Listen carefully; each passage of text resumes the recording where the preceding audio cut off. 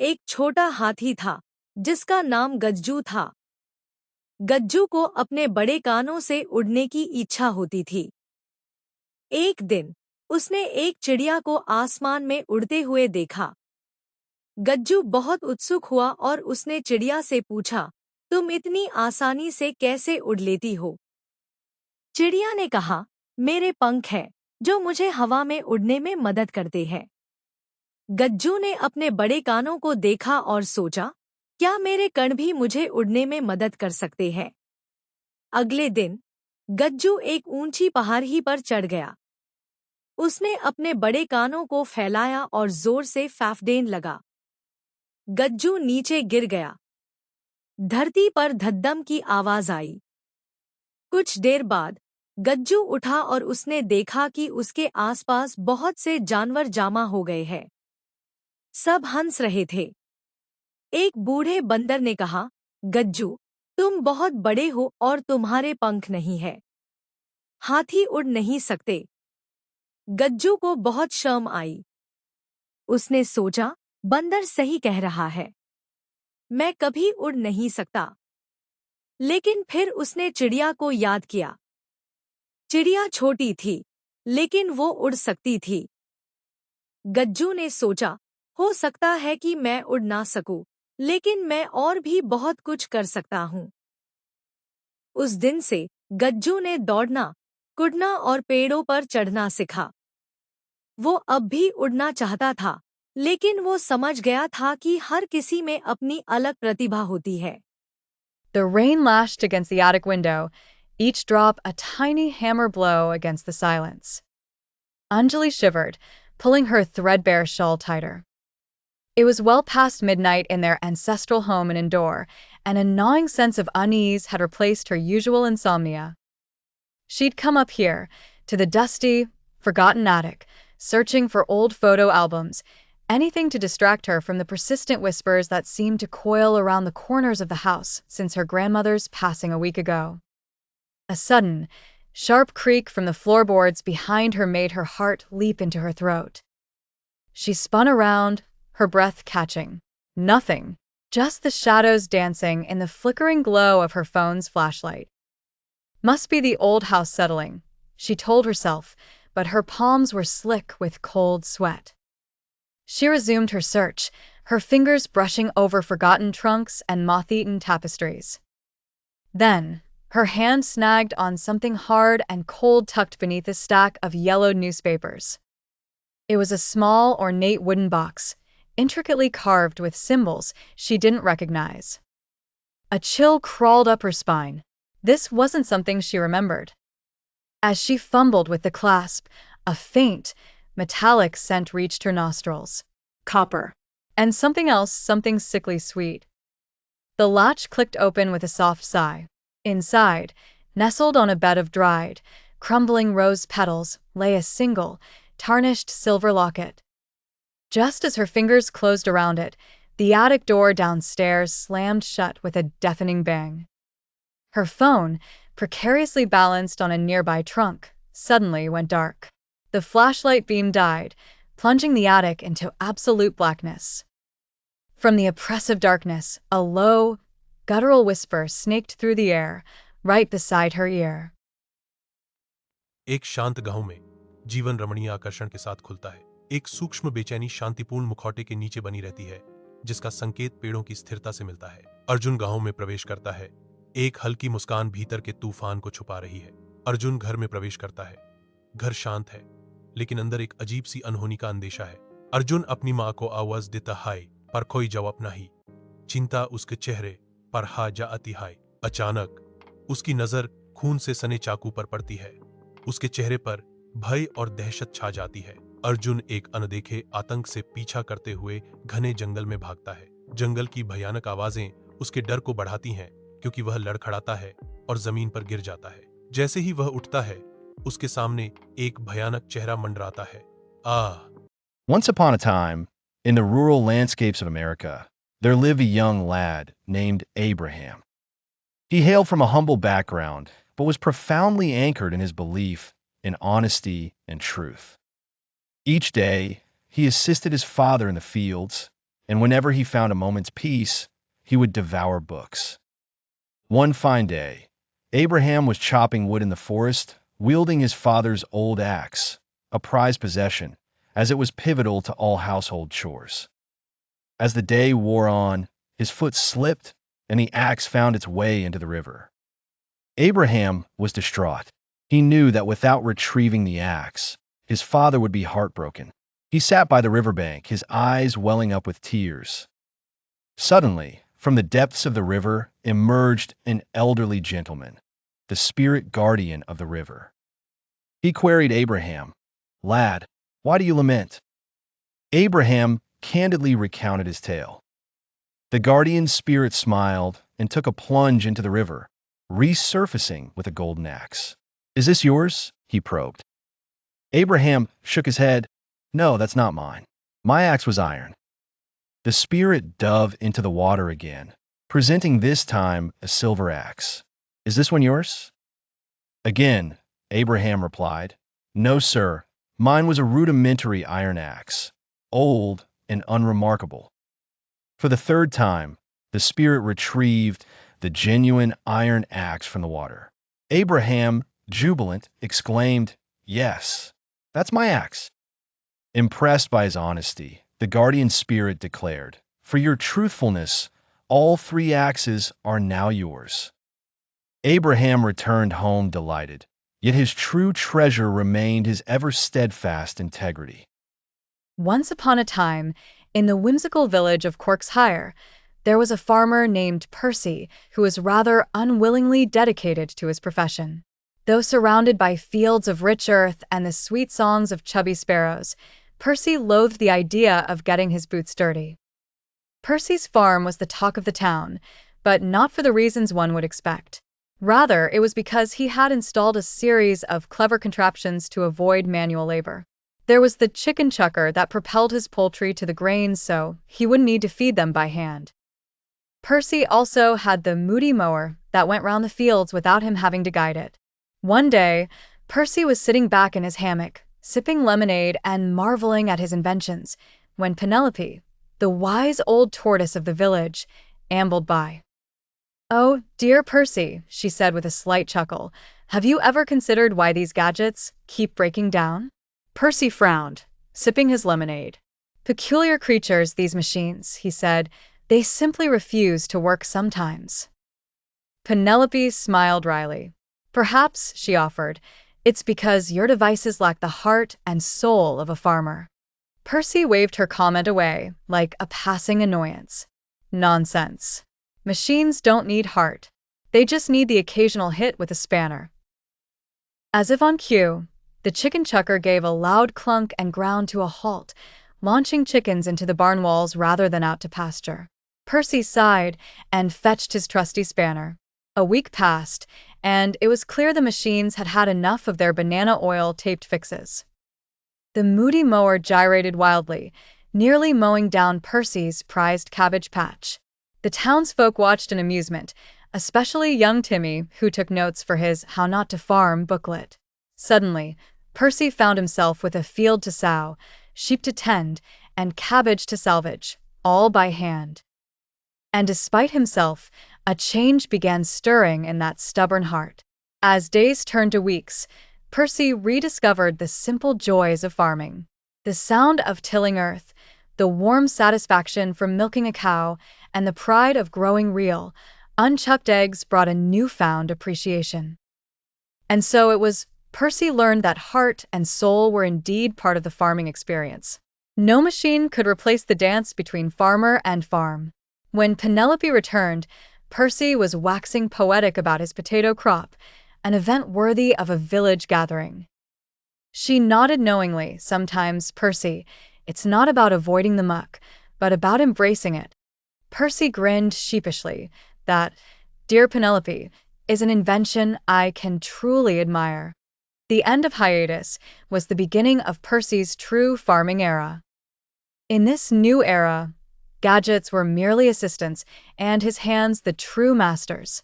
And everyone in Corkshire learned that practicality, paired with passion, was the real innovation. Once upon a time, there was a dense forest.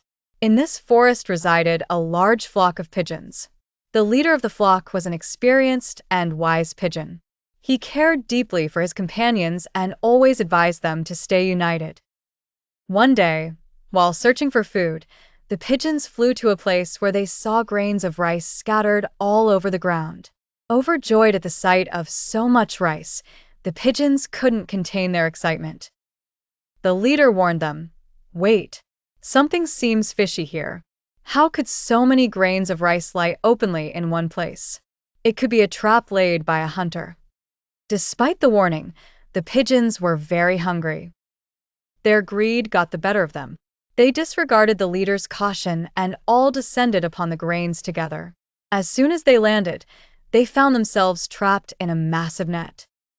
The flock was struck with panic. They fluttered their wings vigorously, but couldn't free themselves from the net. The leader comforted them and said, "Don't panic. If we all put in our efforts together, we can lift this net upwards." Trusting the leader's words, the pigeons united their strength and soared upwards with all their might. Their collective force was so powerful that they managed to lift the entire net into the air. They flew with the net for quite some distance until they spotted a hill with a mouse's burrow. The leader pigeon was friends with this mouse. They landed near the burrow, still ensnared in the net. Seeing his friends trapped, the mouse was disheartened, but being clever, it swiftly used its sharp teeth to gnaw through the net. In no time, the mouse had cut through the entire net. The pigeons were free once again. They expressed their gratitude to the leader pigeon and the mouse. That day, they understood that unity and wisdom can conquer any hurdle. Moral: strength lies in unity. When we work together, no obstacle is insurmountable. गांव के एक कोने में एक पुराना मिट्टी का घर था। उसी घर में रहते थे बाबा रामनाथ। उनकी उम्र 80 साल के करीब थी। सफेद दाढ़ी, झुकी कमर और हाथ में लकड़ी की छड़ी। वे बहुत शांत और समझदार थे। कभी बाबा बहुत ताकतवर और होशियार किसान थे। उनके खेत बहुत बड़े थे और गांव में उनका बहुत सम्मान था। लोग अपने झगड़े सुलझाने उनके पास आते थे। बच्चों को वे रोज शाम को कहानियां सुनाया करते थे। समय बीत गया। उनके बेटे शहर चले गए और वहां बस गए। अब बाबा अकेले रहते थे। गांव के लोग उन्हें बहुत मानते थे, लेकिन धीरे धीरे लोग अपनी जिंदगी में व्यस्त हो गए। हर सुबह बाबा उठते, तुलसी में पानी देते और छड़ी लेकर खेतों की ओर चले जाते। अब खेत उनके नहीं रहे थे, लेकिन मिट्टी से उनका लगाव अब भी बना हुआ था। एक दिन गांव के स्कूल में एक नया मास्टर जी आया, अर्जुन। वह बहुत अच्छा और समझदार लड़का था। उसे गांव की बातें जानने में दिलचस्पी थी। अर्जुन ने गांव वालों से सुना कि बाबा रामनाथ बहुत अनुभवी हैं। वह उनके पास गया और बोला, बाबा, क्या आप मुझे अपने समय की बातें बताएंगे? बाबा मुस्कराए। बहुत सालों बाद किसी ने उनसे कुछ पूछने की चाह रखी थी। फिर क्या था, बातें शुरू हो गईं। वे अपने बचपन, खेती, गांव की परंपराओं और कहानियों के बारे में बताते गए। अब अर्जुन ने बच्चों को बाबा की कहानियां सुनानी शुरू कर दीं। बच्चे भी रोज शाम बाबा के घर आने लगे। बाबा फिर से खुश रहने लगे। अब गांव के बच्चे, जो पहले मोबाइल में व्यस्त रहते थे, बाबा से सीखने लगे, दोस्ती, मेहनत, सच्चाई और संस्कृति की बातें। कहानी से सीख। बुजुर्ग हमारे समाज की नींव होते हैं। उनके अनुभवों से हमें बहुत कुछ सीखने को मिलता है। हमें उन्हें सुनना और सम्मान देना चाहिए। रीमा एक 35 साल की कामकाजी महिला थी, जो एक मल्टीनेशनल कंपनी में मैनेजर के पद पर थी। उसका 10 साल का बेटा आरव था। रीमा हर समय अपने मोबाइल में बिजी रहती थी, कभी ईमेल, कभी वर्क कॉल्स, कभी सोशल मीडिया। यहाँ तक कि जब आरव कुछ बताना चाहता, तो वो कहती, बाद में बात करते हैं बेटा, अभी जरूरी मीटिंग है। आरव धीरे धीरे चुप रहने लगा। वो स्कूल की बातें, दोस्ती की शिकायतें सब अंदर ही दबा लेता। एक दिन स्कूल में फैमिली ड्राइंग कंपटीशन था। बच्चों को अपनी फैमिली की पेंटिंग बनानी थी। जब टीचर ने आरव की पेंटिंग देखी तो हैरान रह गईं। उसमें पापा ऑफिस में थे, आरव अकेला खेल रहा था और माँ मोबाइल में घुसी हुई थी। नीचे लिखा था, मेरी फैमिली, लेकिन मैं इसमें कहीं नहीं हूँ। रीमा को जब ये पेंटिंग दिखाई गई तो उसके आंखों में आंसू आ गए। उसे एहसास हुआ कि वो अपने बेटे की बचपन की सबसे प्यारी यादें मिस कर रही थी। उसी दिन से रीमा ने एक नियम बना लिया, शाम के 7 से 9 बजे तक नो मोबाइल टाइम। वह आरव के साथ खेलती, बातें करती, कहानियां सुनाती। आरव फिर से खुलकर हंसने लगा।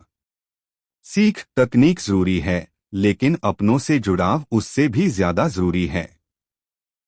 वक्त रहते संभल जाना ही समझदारी है। In the quiet town of Birchtown, surrounded by rolling hills and cozy cottages, lived two children who were as different as night and day. Lily was the picture of shyness, glued to the pages of her books, always seeking knowledge from the safety of her room. On the other hand, Jake was a bundle of energy, dashing through meadows, climbing every tree in sight, craving adventure. Summer had arrived, and with it, a new challenge that the residents of Birchtown eagerly awaited: the annual treasure hunt. Lily, with her love for puzzles, and Jake, with his thirst for exploration, decided to team up for the first time. As the sun bathed the town in gold, the children gathered at the starting point, ready to unravel the map that would lead to hidden treasures and surprise rewards. Remember, their teacher Mrs. Hazelberry announced, it's about teamwork and having fun. And with a blow of her whistle, the hunt began. Lily and Jake sprinted off into the woods, their feet crunching over twigs and leaves. Lily's eyes were sharp and attentive as she deciphered clues etched into tree trunks and whispered in the rustling leaves. Yet their partnership was soon tested. They reached a fork in the woods, the map giving them choice between two paths. One path led through thick underbrush, promising mystery. The other a clear trail towards the stream, welcoming and serene. Let's take the adventure route, Jake shouted, pointing eagerly towards the tangled path. Lily hesitated, her bookish caution whispering for the clear way. But seeing Jake's bright eyes filled with excitement, she nodded. All right, let's go. And so, with hesitations put aside, she followed Jake into the thicket. The path was tricky, and the sun began its descent as they navigated through the winding trails. Halfway through, Jake's initial enthusiasm was met with frustration as they stumbled upon more intricate clues and dead ends. His usual confidence waned. It was here that Lily's patience shone. With calm determination, she read the clues and pieced together the puzzle, taking them closer to the prize. Jake watched in awe, appreciating the subtle strength in Lily's quiet resolve. At last, they reached their goal. A hidden glade where the treasure lay tucked beneath wildflowers, a beautifully crafted book titled, The Secrets of Nature, and a compass that sparkled like starlight. Jake grinned, realizing how Lily's careful logic had steered them through their setbacks. As twilight colored the sky, they returned hand in hand to Birchtown, smiling from ear to ear, having discovered the true treasure. The value of teamwork and understanding. And so Lily and Jake learned that sometimes the best adventures lie not in the thrill of unmarked territories, but in companions who help us navigate challenging paths, each bringing their unique strength. एक बार राजा विक्रमादित्य ने फिर बेताल को पकड़ने का फैसला किया। वे रात के अंधेरे में श्मशान की ओर चले। चारों तरफ खोपड़ियां बिखरी थीं और हवा में भूतों की आवाजें गूंज रही थीं। विक्रम ने देखा कि बेताल एक पेड़ पर उल्टा लटका हुआ है, उसकी लाल आंखें अंधेरे में जल रही थीं। जैसे ही विक्रम ने बेताल को पकड़ा, वह हंसा और बोला, राजन, मैं तुम्हें एक कहानी सुनाता हूं। अगर तुम चुप रहे तो मैं तुम्हारा सिर धड़ से अलग कर दूंगा, और अगर जवाब दिया तो मैं फिर पेड़ पर जा लटकूंगा। विक्रम ने सिर हिलाया और बेताल ने कहानी शुरू की। किसान हरी की कहानी। एक गांव में हरि नाम का एक गरीब किसान रहता था। एक साल बारिश नहीं हुई और उसकी सारी फसल सूख गई। भूख से परेशान होकर हरि राजा के पास मदद मांगने पहुंचा। राजा ने कहा, मैं तुम्हें अनाज दूंगा, लेकिन एक शर्त पर। तुम इसे अपने पड़ोसी के साथ बराबर बांटोगे। हरि ने सोचा, मेरा पड़ोसी तो अमीर है, उसे इसकी क्या जरूरत। लेकिन उसने राजा की बात मान ली। जब वह घर पहुंचा तो देखा कि उसका अमीर पड़ोसी भी भूखा बैठा है। पता चला कि उसकी भी फसल बर्बाद हो गई है। हरि ने बिना हिचकिचाहट अनाज आधा आधा बांट दिया। कुछ दिन बाद राजा ने हरि को बुलाया और पूछा, क्या तुमने अनाज बांट लिया। हरि ने कहा, हाँ महाराज, मेरा पड़ोसी भी मुसीबत में था। राजा मुस्कुराए और बोले, मैंने तुम्हारी परीक्षा ली थी, तुम सच्चे इंसान हो। उन्होंने हरि को इनाम में नया खेत और सोने के सिक्के दिए। बेताल ने पूछा, राजन बताओ, क्या हरि ने सही किया जो उसने अपने अमीर पड़ोसी को भी अनाज दिया। विक्रम बोले, हाँ, संकट में इंसानियत बड़ी चीज होती है। धन देखकर मदद नहीं, जरूरत देखकर मदद करनी चाहिए। यह सुनते ही बेताल जोर से हंसा और पेड़ पर वापस जा लटका। विक्रम ने फिर उसका पीछा किया। कहानी यहाँ खत्म नहीं होती। अगली बार बेताल कोई नई पहेली लेकर आएगा। Once upon a time, in a lively forest filled with towering trees and vibrant animals, there lived a clever crow named Kala. Kala was known for his quick wit and intelligence, always finding ways to solve the trickiest problems. One sunny morning, Kala was perched high on a tree, enjoying a juicy piece of bread he had found near the river. As he was about to take a bite, a cunning fox named Chalu came slinking through the bushes. Chalu had heard of Kala's intelligence and wanted to outsmart him. "Oh dear crow," exclaimed Chalu, his voice smooth like honey. "What a delectable piece of bread you have there.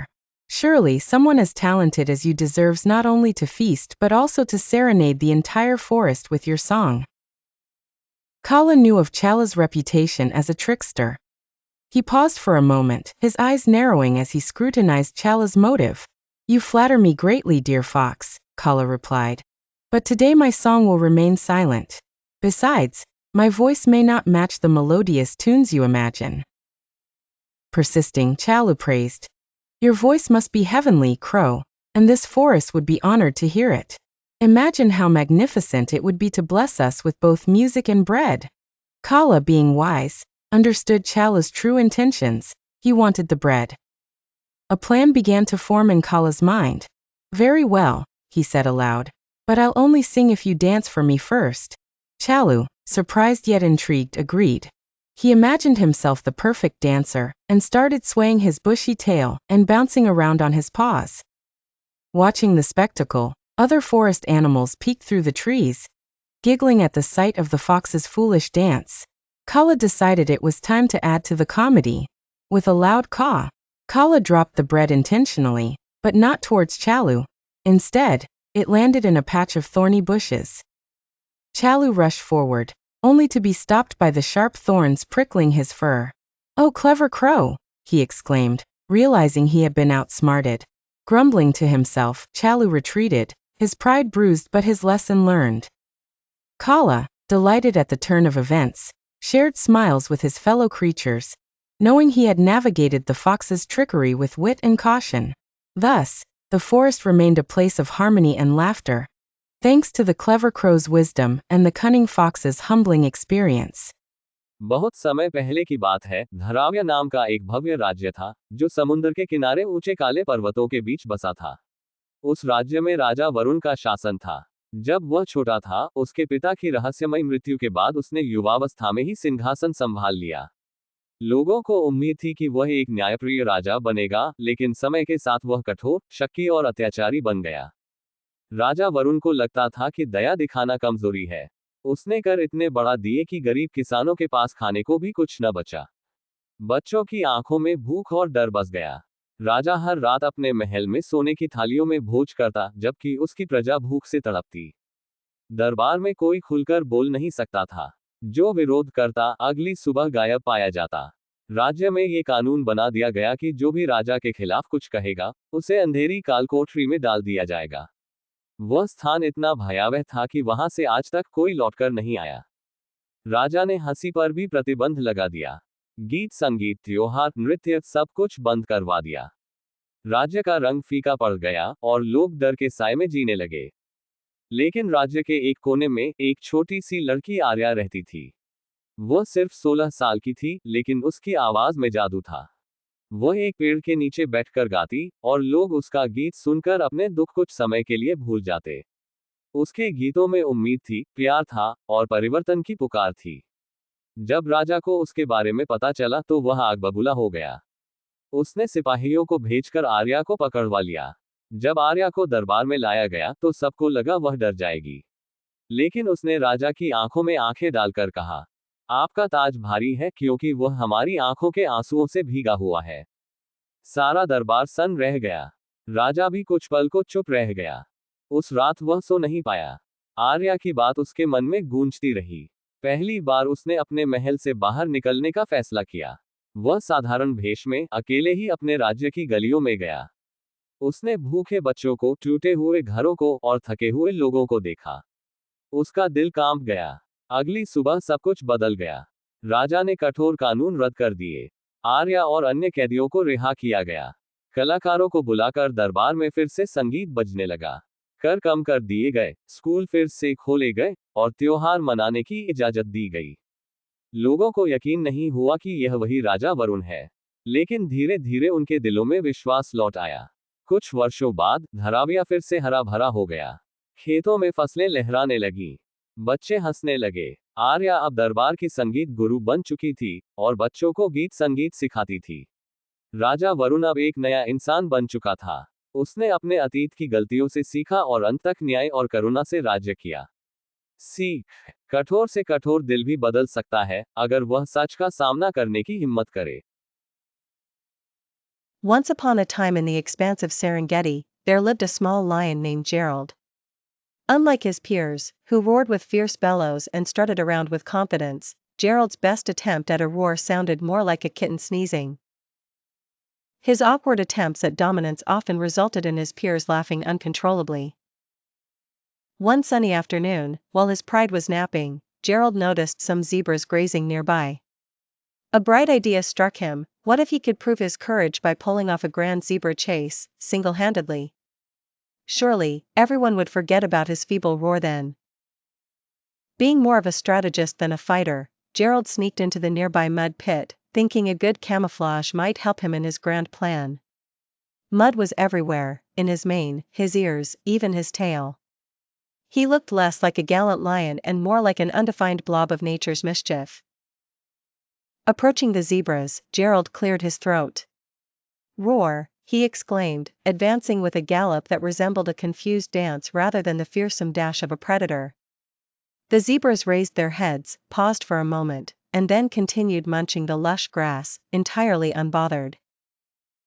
Unfazed by his first attempt, Gerald tried again, this time tripping over his own muddy paws and sliding directly towards the herd.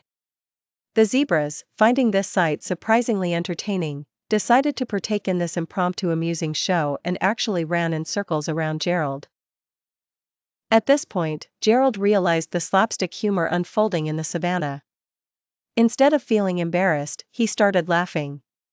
His laughter was infectious, as even the zebra herd joined in with what could only be described as rhythmic chortling. Back at the pride, having heard the distant giggles carried by the wind, the elder lions agreed, if Gerald can make the prey laugh instead of running away, that's quite the ability. Gerald returned to the pride not as a roaring predator, but as the lion who brought joy and laughter to the savannah. He realized he didn't need to be like everyone else to be valued. His charm, wit, and ability to transform a chase into a comedy act became legends told and retold, and he was loved all the more for it. He might not have been the fiercest lion, but Gerald the laughing lion was indeed the happiest one in the Serengeti. Once upon a time, in the charming village of Wimblebury, nestled just beyond a stretch of enchanted woods, lived two peculiar young daydreamers, Luna and Finn. The pair were inseparable, bonded by a shared penchant for mischief and imagination that often led them into the most whimsical of adventures. Luna was a sprightly girl with hair the color of midnight and eyes that seemed to mirror the twinkling stars she adored. Finn was, in contrast, fair-haired and boisterous, with a laugh that could chase away the shadows. Together, they had explored every nook and cranny of their beloved village, convinced they had uncovered all its secrets. One particularly dreary afternoon, when the rain beat rhythmically against the window panes, Luna came across an old, dusty map in her grandmother's attic. The map, with its curling edges and cryptic markings, promised treasures hidden deep within the enchanted woods. Luna's heart raced with excitement as she dashed to find Finn, who was busy in his favorite spot by the fireplace, engrossed in a book of fairy tales. Finn, "Look what I've found!" Luna exclaimed, waving the map enthusiastically. Finn, drawn by her zeal, leaped up and quickly studied the map as Luna held it open. A glint of adventure sparked in Finn's eyes. "The enchanted woods. Shall we begin our quest tomorrow?" he asked eagerly. At dawn, the two set off armed with backpacks stuffed with snacks, a torch, and their trustiest compasses. The woods stretched vast and eerie, with whispers carried by the rustling leaves punctuating their footsteps. As they pushed forward, the forest seemed to grow increasingly surreal, with paths that twisted and turned, sometimes leading them in circles. After hours of wandering and laughter, they stumbled upon a clearing, a space so serene it felt otherworldly. In its center stood a gnarled tree, its branches heavy with silvery leaves that shimmered even without sunlight. "This must be it," Luna whispered, her voice tinged with awe. Finn, filled with anticipation, approached the tree. Just beneath its roots lay a small chest, obscured by moss and intertwined with tendrils. With some effort, he lifted it out and opened the ancient lock as Luna looked on breathlessly. Inside, nestled amidst a bed of dried leaves, was a collection of intricately carved wooden animals, a unicorn, a dragon, and a phoenix. Each figure seemed imbued with its own magic, as if caught poised to spring to life at any moment. Luna and Finn exchanged glances of pure wonder. They realized this adventure was not about finding ancient riches, but about discovering hidden wonders and forging unforgettable memories. As they carefully restored the box to its resting place, Luna and Finn sat together beneath the gnarled tree, the thrill of the day's discoveries carrying them forward into more flights of fancy. As the enchanting woods began to glow under the twilight, the two dreamers knew they would someday return, ready for whatever magic awaited them next. Once upon a time, in the prosperous kingdom of Virelia, there ruled a wise and just king named Uvind. He was beloved by his people for his fairness and courage, and under his reign, the kingdom flourished with peace, art, and knowledge. But even the wisest rulers are not immune to dilemmas that test the very core of their values. One spring morning, a strange message arrived from the borderlands. A nearby kingdom, Dravania, plagued by famine and civil unrest, sent envoys begging for aid, food, medicine, and protection. Their king, though once an enemy, now sought peace and mercy. King Uvind summoned his council. His generals warned, "Dravania is weak. If we help them now, we strengthen a future threat." The treasurer added, "Our granaries are not limitless. Feeding them may cost our own people in the harsh winter ahead." But the high priest said, "Compassion is the greatest virtue of a king. Aid them, and you will earn the favor of the gods." The court was divided, and so was the king. That night, Uvind walked alone through the gardens, tormented by doubt. He remembered the wars Dravania had waged in the past. Many Virelians had died. Could he risk his people's future for an old enemy? The next day, dressed in plain robes, the king went into the village marketplace to hear the voice of the common people. There, he met an old woman selling bread. She said, A king's greatness is not in the crown he wears, but in the burden he dares to carry for others. That night, Arvind made his decision.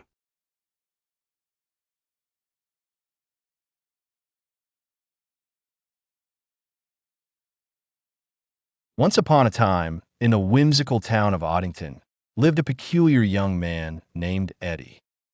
Eddie was a particularly ordinary chap with an extraordinary dream to master the rare art of optimism. The problem was Eddie found optimism as elusive as a unicorn at a dog show. Eddie, who happened to have an allergy to positivity, would go to bed every night envisioning himself as a knight battling the dreadful dragons of pessimism. His friends jokingly called him Eeyore Eddie, after the gloomy donkey from the Winnie the Pooh tales. But Eddie was steadfast. One day, whilst nibbling on a soggy toast, he overheard a duo of sparrows chirping enthusiastically about a magical optimism lantern rumored to be hidden at the peak of Mt. Hapidlight. "There, my salvation awaits," Eddie exclaimed, catching bits of toast midair as he prepared for his quest. Packing his only slightly moldy rucksack, Eddie embarked on what he envisioned as his epic journey, abounding with challenges, grandeur, and perhaps only a smidgen of backache. His first obstacle was crossing the unremarkably dull bridge of Meh. The bridge was rumored to turn travelers into human versions of porridge, just as enthusiastic and with the same feelings about Mondays. "I'm exuberant vibes and cheerful chimes," Eddie sang as he trundled across, baffling the porridge guards who let him slip by unnoticed. Next, he waded through the mirthful marsh, where he encountered the notoriously humorous marshland crabs. "Oh, Eddie, you mustn't frown," a crab jested. "Your face might just stick like that." Adopting his best winning smile, Eddie chuckled at their pincer puns and crossed merrily. With every step up Mt. Hapidlight, Eddie found a slice of optimism. He started noticing how unpretentiously charming the clouds were when arranged like blobs of whipped cream, or how jubilantly the wind sang tales of ancient breezes. Finally, Eddie reached the summit. There stood the fabled optimism lantern, glowing softly in the twilight, just like an enchanted teapot at a fairy's tea party. But Eddie realized something remarkable. He had become optimistic on his own,